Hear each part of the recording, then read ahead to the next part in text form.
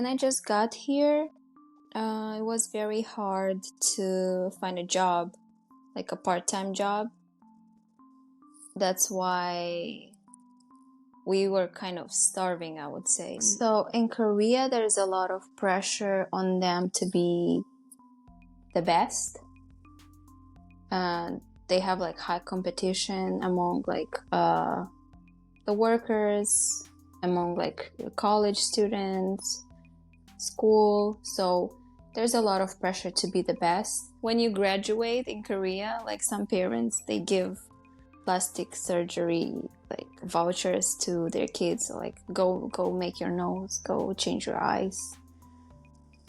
So that's plastic a thing. surgery is quite normal there, then, like it's quite normalized. Yeah.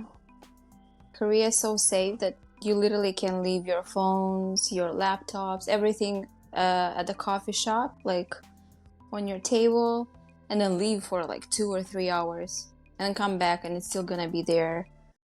Hello, and welcome to Finding Your Place, a podcast about people and their stories of moving abroad and finding a place to call home. This podcast is going to help you enrich your cultural knowledge or help you move abroad. On today's episode, I'm joined by my childhood friend, obviously also from Moldova, who moved to South Korea 5 years ago, and Victoria is going to dive deep into what it is living there and how the culture differentiates there. But funny enough, when people think about moving abroad, they usually research things and they would find places that they like and they find inspiration, which wasn't the case for Victoria, because Victoria was passionate and exposed to South Korean culture from a very young age. So moving to South Korea, was one of her goals that she had since childhood. We had a church, like evangelical church in my town in Moldova. So they used to have these summer camps every single year.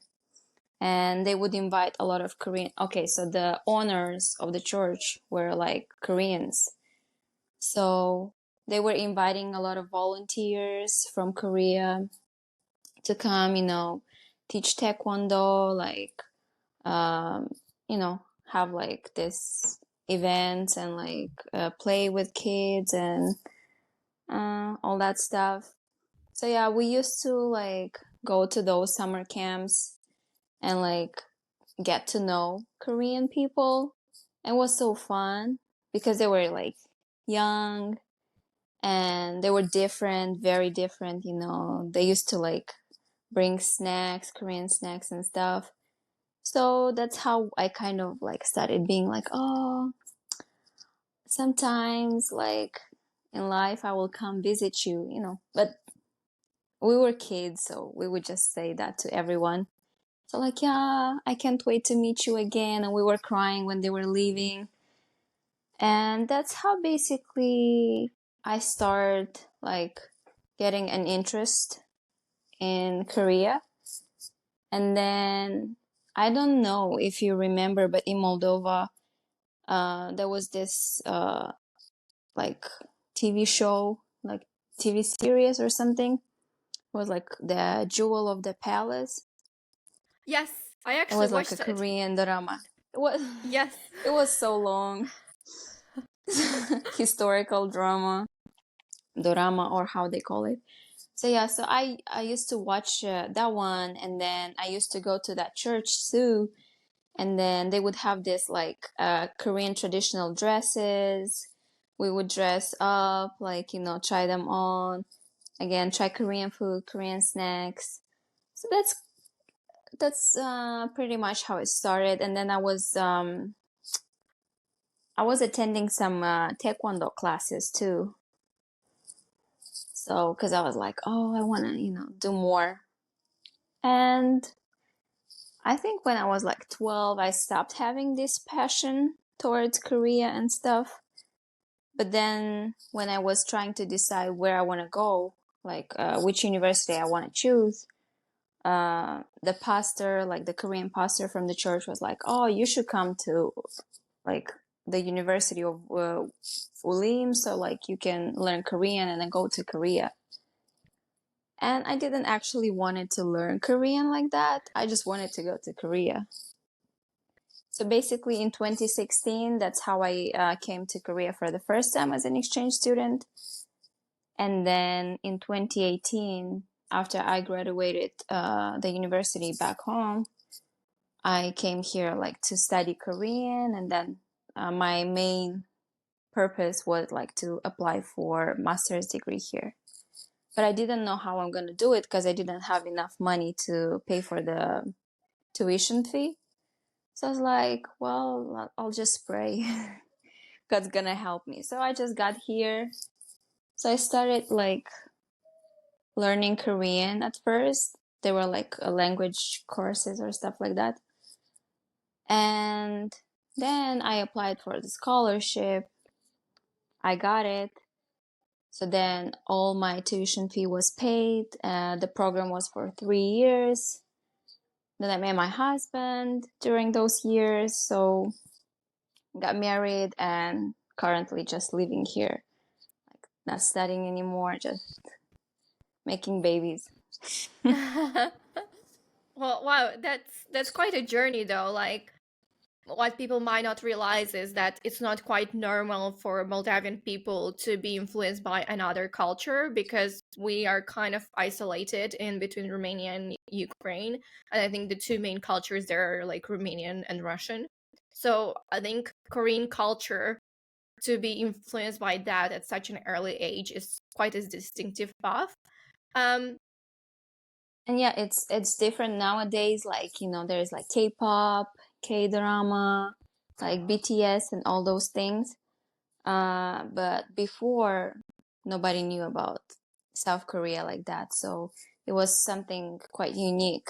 Nowadays, it's like a dream for every teenage girl to like come to Korea. But before, it was something weird, and they would say like, "Oh, why do you want to go there?" You know. I can second voice that because I do remember how weirdly I looked at you one time when you were like, "Yeah, I did went to this like Korean thing, and yeah, I speak a bit of Korean," and I was like, "That's so random." Like, dude, that was like really random. Mm-hmm. It's like saying that you are interested in going to Alaska or something. Um, Yeah, but yeah. how did you like when you were really young and you kind of got exposed to this like culture? What were the differences that you felt the most between the Moldavian culture and Korean culture? Well, obviously, the first thing that stood up was the respect and the way they treat, you know, each other with respect. Like, no matter, in Moldova, like people would be rude sometimes, like straightforward. They would tell you like, "I don't like you," or things like that. And then Koreans were like, "Oh, hi," and like bowing and like using formal, language with you. And they were not that touchy, keeping distance, no skinship, nothing, like very respectful. So that's the first thing for sure that I was like, oh, that's different.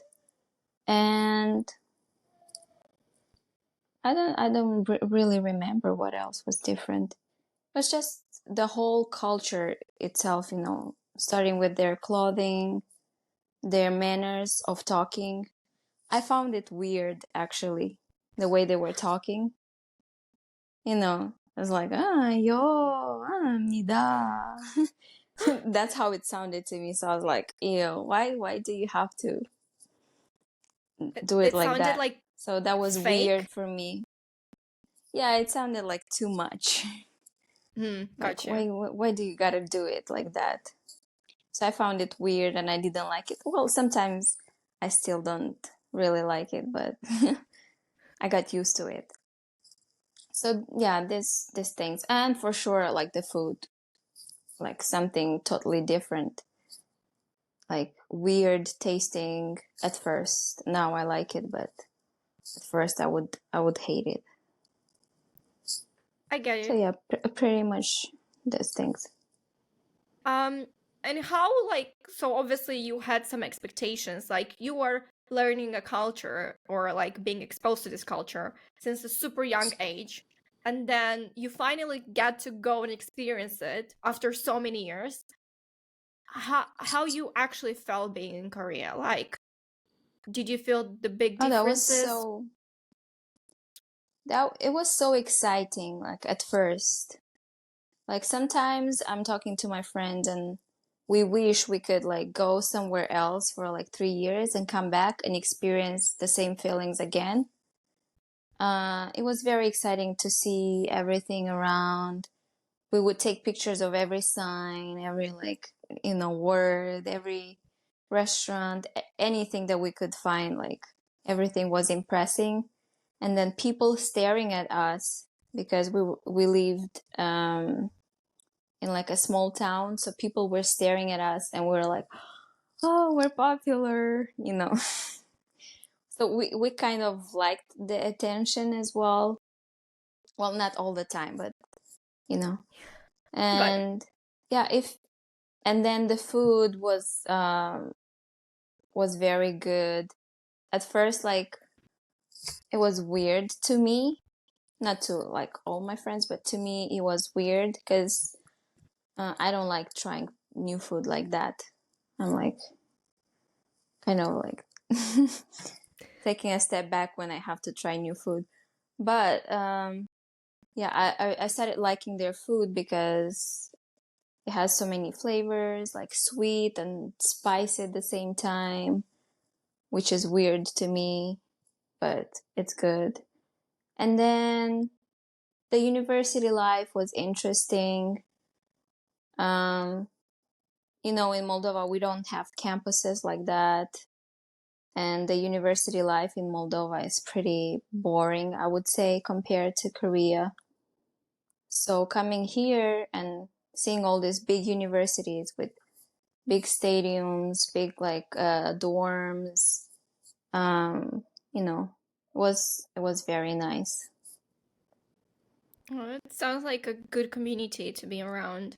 At what point were you like, okay, cool, I'm gonna stay here. I'm gonna live here. This is gonna be my home for next years. Because I was an exchange student, I knew I have to go back.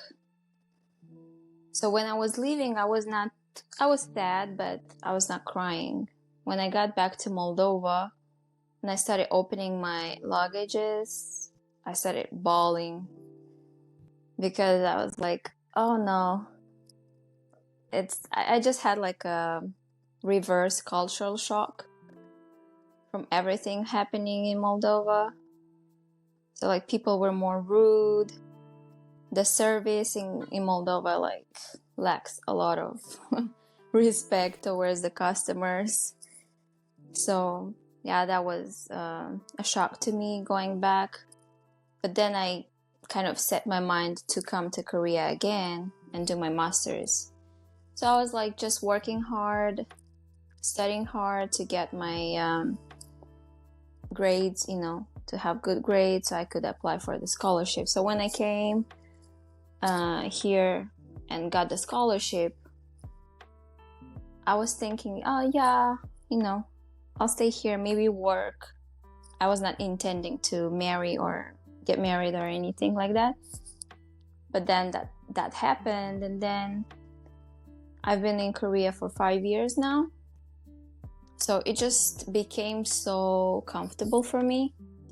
When you have kids in Korea, it changes a lot too, because it's very comfortable to live here having kids. And if you have a good job, obviously too, that's very good. It's a safe country to stay in. Korea is so safe that you literally can leave your phones, your laptops, everything at the coffee shop, like on your table, and then leave for like 2 or 3 hours and then come back and it's still gonna be there. Or like leave your bag somewhere and like still find it. So it's literally very safe. Even when I'm going like to the supermarket, to like grocery shop, I can like when I, put all the stuff in the car. Like, I just leave my baby, like, in his stroller next to the car. I'm not even looking at him because I know nobody's gonna take him, like, kidnap him. So it's, like, that safe. I feel like if I was somewhere else, they would steal my kid and then they would kidnap me as well and then steal the car and leave. Yeah, but it's very safe. That's pretty awesome, actually. Yeah, it sounds like Denmark. Like Denmark is also like people told me quite safe and so on. Yeah, people. I think it's because of the cameras again. Cameras everywhere, so people don't want to do anything. Somebody stole like 20 eggs one time, like, and they gave him a fine or like they sent him to prison. I think I don't remember, but like only for 20 eggs, like they punished him. Like, what about like having kids? Is like, do you feel like the government is very supportive towards that? Well, because our baby's not Korean, so we don't get help from the Korean government. Gotcha. But it's safe. It's safe, like even sending your kid to daycare.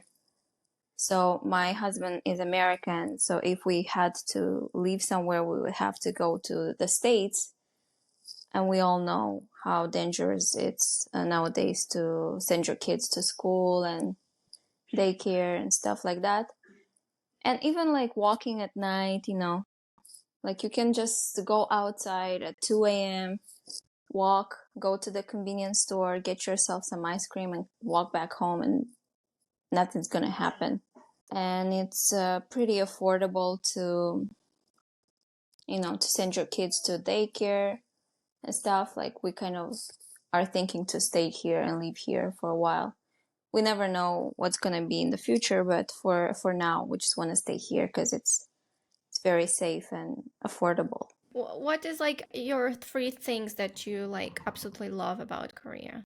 The service, the way they, work at the banks, at the post office, and so on. I remember in 2016, I was sending back some clothes to Moldova. And in Moldova, when you go to the post office, they're like opening everything and asking you what do you have in your parcel, like blah blah blah. So I put everything in 2 bags and I put my wallet in one of the bags because I thought like, oh, when I get there, I'm gonna take everything out, so I'm not gonna forget about it. Well, when I got there, they were like, oh, just put the 2 bags in a box, and they closed it. So I paid with my card. So I got back home and then I was like, oh, I should go and like buy some groceries. And I realized I didn't have my wallet anymore. And my passport was in the wallet. And I had like just 3 weeks left in Korea. So I was like, there's no way, my passport is going to get back in time. Well, so I was like, it was too late. The post office closed. So then I went there next day and I was like, I'm so sorry, my wallet was in the box. And they're like, oh, sure, no problem. We're just going to call the airport, send the box back.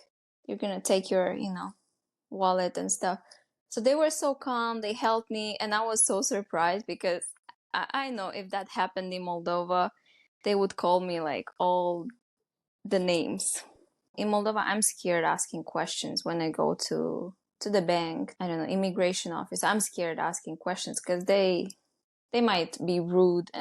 But here, no, like it's so nice. They're always willing to help, even though like the language barrier is still there a little bit. And the second is the food. It's like mainly meat and veggies, and I love that a lot. So the food is the second one. And third, as I mentioned before, it's safety. Like there are cameras everywhere, literally everywhere. So the place where I live right now, it's kind of like a village. It's considered to be a village, but like there are cameras almost everywhere. It's funny you mentioned food when you just at the beginning of the episode you were mentioning that you're kind of scared to try it and so on. So it's quite impressive to see how that flipped. What are the things that you hate about living in South Korea? I don't like that Koreans, similar to British people, they say like, oh, we should have tea together. We should, you should come for tea and stuff like that. Or we should meet for dinner, and then you never see them again. It's just like a polite thing to say. Like, we should do this together. And when people tell me that, I literally take it seriously. So I'm like, okay, when? And I'm making plans in my head. But then they didn't actually mean it. So I don't like that. And I think it's coming from our culture, or how to explain. Like in Moldova, if people say something about like meeting up, they would be like, yeah, let's meet up again over the weekend, this weekend, like it's kind of straightforward. I think here is just like this British politeness, you're right. But also I think it's also people are so busy. Like I swear to God, with some of my friends, I have to book things 1 month in advance because everyone got something going on, or like work takes over or something. So yeah. But with other people, I know that they just, instead of telling me straight away, look, I didn't like you said this, or we don't really align, they kind of give you a hope, like, yeah, we're gonna meet, but then they're like, no, we're not gonna meet. So yeah, I agree with that. I just like, I don't like you it. gave me hope of making friends, and now you just betrayed me. Another thing I don't like is that it's mainly based on people, not like actual, Korea. They can be pretty invasive in your personal space. Like, they don't like when we do that to them. Like, they don't like, and that's kind of illegal for me to touch them or, get in their space. But then when they see foreigners, they will like come to you, to your personal space. They can touch you, or they can touch your hair. And that's kind of weird to me. Like, if you don't like that being done to you, why would you do that to somebody else? Mostly it's like the older generation. So they don't have a filter, like they don't know boundaries sometimes. I'm seeing this behavior here sometimes towards Black people, particularly when like people would come and touch their hair and be like, oh, you're so pretty, your hair is like this, oh, and your skin, and like they don't say that this is a person, this is a personality. You can't just treat them like they're a doll. And I think it's just a cultural thing. Maybe they haven't been exposed to so many different cultures. I mean, I've been to India a couple of years ago. We were doing hiking on this like island, and it was just us two who were European and the rest of people were Indian, and we're sitting there like having food. Don't even remember what exactly, because I don't remember the names. And then this like group of kids were staring at us like we were eating, and they were staring, and we would try to nod and be like, don't. And they would still continuously stare, and then an older lady came and sat next to them, and they continuously started staring at us. And I was like, over. I was like, 30 minutes meal, I was over. I didn't want it like this to still happen. So I looked at her and was like, why are you staring at me? I was like, literally like that. And she would look at me, what do you mean? I was like, why you're looking at me? And she's like, yeah, because you're different, and like it's interesting to see different people. And I'm like, yeah, but you're staring, it's unpolite. And they looked at me and we were like, unpolite? What? That's not unpolite. Like that's normal. Everyone stares at each other here. And I remember I was like, maybe it's my cultural perception, because some things that are unnormal in my society is like completely normal like here. In Moldova, people stare, but not like that. They would stare for like a minute or two, and then they don't keep doing that. But here, yeah, you can feel especially when old men, stare And that happens a lot here because you know why they stare at girls. Yeah, So absolutely. that makes it worse. What annoys me the most is if somebody's gonna touch a Korean girl, the Korean girl is gonna go to the police station and gonna tell them like, hey, somebody touched me, and you know, those people can get in trouble. But if I'm gonna go and say like, hey, this Korean person touched me, I don't think they're gonna do anything about it. It's just because they prioritize their own over like foreigners. It's kind of, you Okay. can't really do much about it as a foreigner when it comes to like legal matters. So even like taking pictures of other people, it's illegal in Korea. So I cannot just, you know, take pictures of other people. So all the phones in Korea, they don't have this silence mode. So like if I take a picture, everyone's gonna hear me taking the picture. Yeah, my phone doesn't have the silence. I mean, it has the button, but when I take pictures, it still clicks like. So yeah, so you cannot Crazy. take pictures of Koreans, but then a lot of times like Koreans took pictures of us. And when we confront them, they're like, "Oh no, you just you know, you're pretty, you're pretty. That's why we're taking pictures." And I'm like, "Yeah, but that's illegal." So There's a bit of duality, I think. Maybe they haven't been exposed too much to different cultures. nowadays it's like just their ignorance. Because they think like, "Oh, you're open-minded. You know, it's okay." So when they see like Western girls or, you know, somebody not from this like continent, they're like, "Oh, no, it's okay, right? You can go sleep around because you're open-minded, right? It's okay." Or like, yeah, they literally come and tell to your face, "Oh, are you open-minded?" Meaning like, are you open to have intercourse with like people and stuff? Yeah, they would ask questions like that. Do you think there is a bit of sexism there? Like, do men get treated the same way as women that come to live in Korea? uh I didn't hear a lot of Korean women complain about it, but I know it exists here.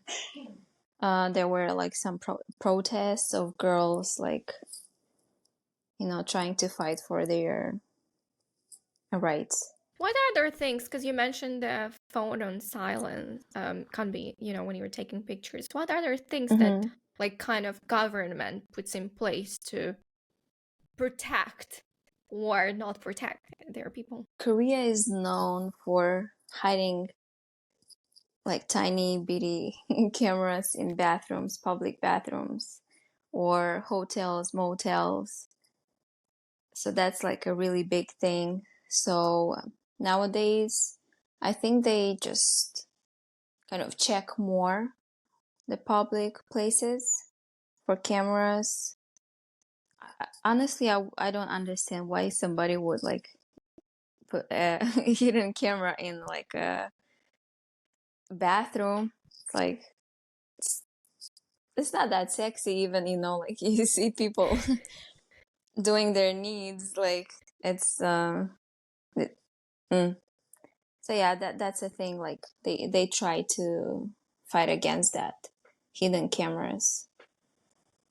Other than that, I am not aware. What was like the most difficult thing you kind of faced there? So when I just got here, it was very hard to find a job, like a part-time job. That's why we were kind of starving, I would say. So we would just eat only instant noodles and stuff like that. So it was very hard to find a part-time job. So we were like, we didn't have money. If we would get sick, we couldn't go to the hospital and this kind of things. Uh, so that was a rough time. But like, I was trying hard to just apply for that scholarship that would provide everything. So I didn't need a job in order to sustain my life here. So that was the hardest part. And we had to just work like illegally, you know, like work at in factories and like plastic recycling and stuff. And it was so hard because I would have to work at night, go to university during the day. So yeah, that was rough. Why you couldn't go to the hospital? Is it like medical like services are not free for everyone? How it works? No, it was just the money issue. Like we literally we're living with let's say $100 a month. That's like almost impossible. So we would just eat like at home. That's it. We would not, you know, we would go like out for dates just so we can eat some delicious food and have coffee, you know. But like we didn't have any money. That was the main reason. Even if you have insurance coverage, like you still have to pay a certain amount. It wasn't much, but taking into consideration we were just having $100 a month, we would not, you know, have enough to afford. Yeah, I mean, you've come a long way. You know, it sounded pretty tough, particularly to go through all this at such a, you know, young age. I admire you actually, because you need a lot of strength to be able to succeed and go ahead and do all this. What advice would you give to people who want to follow your path? I would say just like don't give up. I remember we were like singing, yeah, even though we have to starve, we're still gonna stay here. We're not going back. I better starve here than starve back home. So we're just like trying to hype up ourselves. So yeah, just keep pursuing whatever like goal you have. I didn't have anything, but I was still you know, looking forward to apply to that scholarship. So then I was working hard to kind of, you know, get it. But at the same time, patience is very important. You don't get it all the time when you want it. Sometimes you gotta wait. If you wait, like better things come to you. So like just be patient. I mean, be patient, but work towards, you know, what you want. Not just be patient and like do nothing. In terms of living there, like I always associate South Korea with like this amazing good looking people. Everyone looks young, white, porcelain faced, super like Polish, you know, K-pop moments.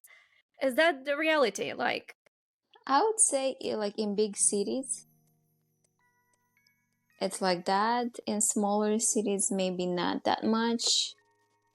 You would still, you know, see people wearing whatever they found in their wardrobe. I mean, I know a lot of people say like, yeah, they're very stylish. Yes, they are, but what I've noticed since 2018, their like style of clothing didn't change that much. So it's pretty much same style for a very long time. So yeah, but like they do look younger than their age. They do.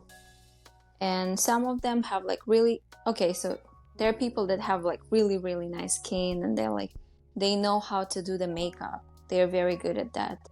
They're very good at using their product. You know, they know how to use them very well, so it benefits, you know, them.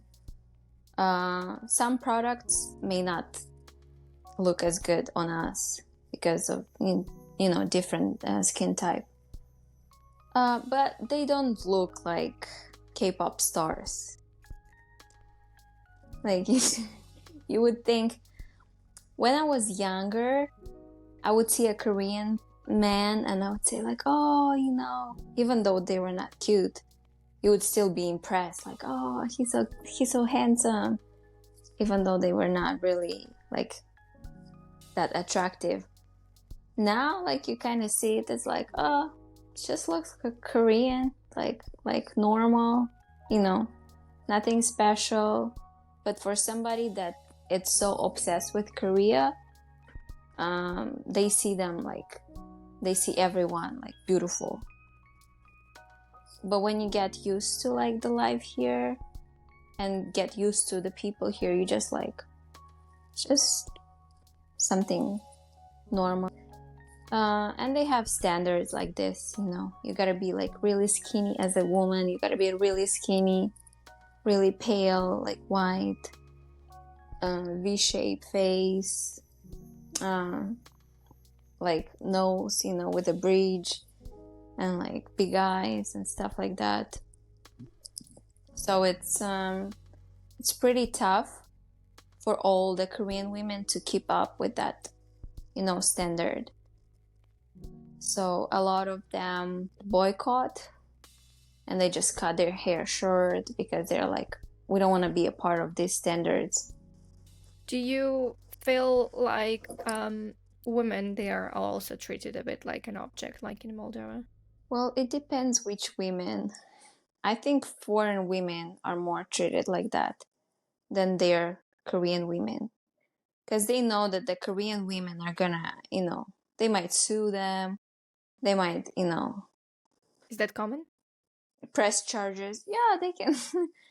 Like, I don't know if you saw this video of a fighter one time after the game. He actually won the game. It was like a video going around the internet. He won the game, and then because he was like so, you know, excited and adrenaline was rushing in his body, like he had to take the picture with this Korean woman next to him. So normally, you know, they hug them. So he kind of like hugged her and like took her closer to him. Well, after that video, like that woman like sued him. She said like, yeah, he harassed me, kind of. So then the next game, he was like not touching any women. Like they're like, just no. It can get pretty bad if you do too much to Korean women. There's more respect towards the Korean women rather than the women that come like from Western world here. They would think like, oh, open-minded, or like, are you Russian? And when they say that, we know what they mean by that. Like they think you work in the industry and stuff like that. So Russian? Is that the way they perceive the Russian women? That's yeah, in a bit, because a lot of Russian women work here in karaoke. So I think a lot of them, well, there are two reasons they might call you Russian: because they think you're pretty, or because they think you're working here as something. gotcha. What's the, because you mentioned working, and what's the work-life balance there? They work a lot, not as much as in Japan, you know, not that crazy, but they work a lot. And in order to keep your, you know, job, you gotta be there. Like if your boss is telling you like you gotta stay and work, you know, after work, then you gotta stay. And the only, I would say, like way they hang out is with their coworkers after work. They have this thing called 회식. It's kind of like a get together with the coworkers and then like eat and drink. So like that's kind of a must. So basically, that's one of the things they do to relax after work. Other than that, you know, they don't have too much time. But it depends again on what kind of job you have. So crazy hours, what are we speaking, like what, 9 hours a day, 10 hours a day? Yeah, like okay, teachers can work like from like 6 to 8 hours, you know, to have like 6 to 8 classes, which is a lot. Like normally you have to have like just 5 hours a day as a teacher. So some academies would like make the teachers to stay longer. So that's kind of difficult. But like in companies, I think it's like 10 hours, 12 hours. When I used to work at a factory, it was like 8 hours. But it's, in those 8 hours, the work is like intense. You cannot just be like on your phone. Or like you don't have a long break times. You just have like 5-10 minutes. You go to the bathroom and then you have lunchtime for 30 minutes real quick. But then it's like while you work, it's very intense. It's not actual the hours. I think it's just the intensity and how much work you have to do in those hours. So in Korea, there's a lot of pressure on them to be the best. They have like high competition among like the workers, among like college students, school. So there's a lot of pressure to be the best. And that's why I think a lot of people like just kill themselves. So the suicide rate is very high in Korea because of like stress from work or stress from school. So that's a thing. I don't know if you watched the drama on Netflix, The Glory, like the bullying in schools. No. So yeah, that one. Go into details. So yeah, so that's like a TV series about bullying in schools. So because of that, a lot of people suicide as well, or cyberbullying. I know people that actually know K-pop stars. They know that how much pressure they get from the society, from everything. Like in Korea, once you're canceled one time, you're canceled forever. Like they can ruin you. So a lot of them just kill themselves from stress and like pressure to be the best, to be better, to be, I don't know. Do you think this is like an Asian thing, or maybe influence from China? Because I constantly hear, China kind of. I have some Chinese friends who always tell me. I think because there's so many people. In Moldova we have like 2 million people. How many? 3 million people left. Yeah, here like in the city that like there is a city next to my town. Only that city has like 4 millions. So basically, there's so many people. So obviously the competition is very high because you want to get a job, but you want to get like the best one, the one that is paid higher. So because of that, it's very hard for them. Even parents, like I saw that parents compare them a lot when they're kids, which I don't like. Like they would literally tell the kids like, oh, you're ugly, you have to like get plastic surgery. When you graduate in Korea, like some parents, they give plastic surgery like vouchers to their kids. So, like go make your nose, go change your eyes. So yeah, that's plastic surgery is quite normal there then, like it's quite normalized. Yeah. I remember I had a teacher. She was teaching us Korean. She was like, oh, I think my daughter is ugly. When she turns 16 or 18, like I'll get her like face done. I was like shocked. So like, a lot of the kids are insecure. Even though they're good. I know some kids that are really good at English, are really good at math. And when I compliment them on their like English skills or like, other abilities that they have, they're like, no, I'm not. No, I don't know it.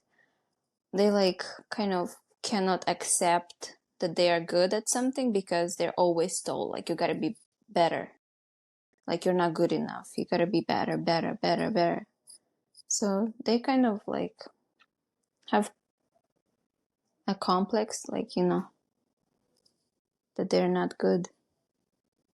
Crazy. It's too much pressure, too much pressure.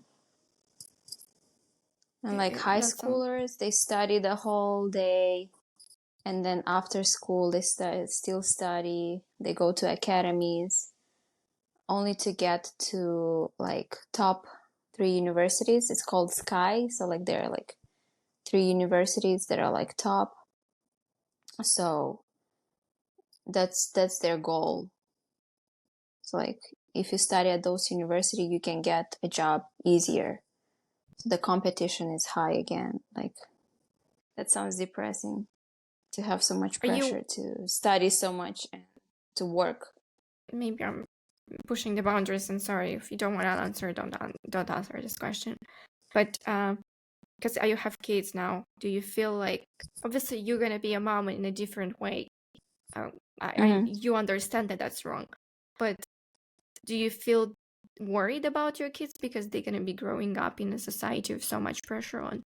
So yeah, I thought about it. So as far as for the daycare and like elementary school, it's not that much pressure. So probably the kids would go to like the Korean school, and then middle school and high school maybe like just go to an international school, because international schools, they have a different system, so it's not that crazy.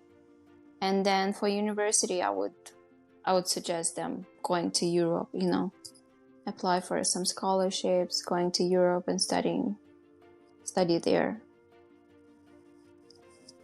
Yeah, makes sense, because it is quite intense. No, it's depressing. Like these kids don't have a proper childhood. They go to school, then they have like 2 or 3 academies after that. And they go back home, and then they have tutoring, or like they are falling asleep during the classes. I asked you to bring something that brings you memories about moving abroad or something. Did you manage to? So I was thinking, like, I don't really have anything here, but I found this bracelet. So it just reminds me of Italy, but because so we had a really like a fun night in Italy one time, because Air Moldova, they're always late. They always have cancel their flights and stuff. So we were late we were going to Croatia actually. So we had to go to Venice, and then from Venice to take a train to go to Croatia. But because they canceled the flight and we had to wait for 12 hours, we got to Venice at night. So we couldn't go anywhere. So basically we just had like a fun night in Venice, and we slept like homeless people at the train station, waiting for the train, just to realize it was the wrong train station. And then we had to like go to another train station. So it was basically like, very irritating, but same time so fun and like unexpected. So nowadays, because Korea, I don't know, it's nice, but I really miss this, European vibe. So I always think like, oh, it would be nice, just going on holidays back to Europe. So yeah, that's why I was thinking like, and yeah, we met 2 Moldovan guys in there, and they were like getting these stones from an island and then making bracelets. So we got like they gave us like the bracelet just like as a memory. So yeah, it reminds me of, and it was summer, and I didn't have a job, and I didn't have worries. I was just traveling. Because like I miss Moldova, but I would not want to go spend so much money to go back to Moldova because it's pretty expensive, you know, to take a flight to Moldova and back to Korea. So I'm just like thinking of other countries I visited in Europe. So I'm like, oh, I wish I was there. Does it feel like home living in South Korea? I would not say forever. Honestly, I'm at the point in my life where I want to have my own country. Like, you know, to have like different things from each country and like just create my own country. Because I love Korea. Like living here, it's very nice, but I'm so tired of the aesthetics, you know, the Korean aesthetic. So basically, What do you a mean by lot of that? things are like, so for example, I would say like you would walk and would see like a really nice new building and then something really old right next to it. And it's like, it's not aesthetically pleasing to my eyes. So I would say Europe, you know, has like architecture, like has nature, has, you know, beaches and stuff, like everything, kind of mountains. Here they have mountains and like beaches, but even the beaches are like touched by man, if you understand what I mean. Like they have restaurants, coffee shops, everything. Like, you know, it's so like Okay. mm, full with everything, like with buildings, that it doesn't feel like you actually can enjoy the nature. Actually understand what you mean. It's like you want to be in the nature, right? Like you just want the rawness of the planet being the planet without people around. Um, I felt like that when I was in Dubai because I didn't like Dubai because it was like Hmm. buildings. Didn't feel like I was in nature. Everything is so fake, right? Yeah, so they have that here. Even like going to a lake, you cannot just go to that lake because they would have everything like surrounded with a fence, or like I cannot go to the mountain. Like I mean I can go, but they have like trails, you know, like you gotta go this way, you gotta go that way. Even the beach season opens in July only, and it's from 9 a.m. till 6 p.m. So you cannot swim outside of these hours. So I'm like too many rules when it comes to like nature and exploring the nature. But it's very comfortable living here. Like the transportation, the services, you know, the delivery, everything. I love it. You know what I wish? I wish I had a lot of money so I can just like, you know, travel whenever I want to. And a good passport so I don't need visas for, you know, traveling. Is it very expensive to travel from South Korea to other parts of the world? Like, Well, it's cheaper to travel to the Philippines, you know, Thailand, like this mhm. Southeast, South Asia. But if I have to travel to Europe, you know, from Korea, it's expensive. It used to cost like $800 both ways, you know, round trip. Now Mhm. it's like 1,600. Oh my It's god. like $1,600. So it like it doubled. But as well, like I feel like Corona ruined 2 years of my life here, because if in Europe or the US, you know, they were more flexible and like they would let people walk around without masks. In Korea, we stopped wearing masks only in March of this year. That's insane. So, yes. And then, like, but we still have to wear masks in the hospitals. So That's it was pretty damn tough insane. here. It was pretty strict. We stopped wearing masks like 2 years ago.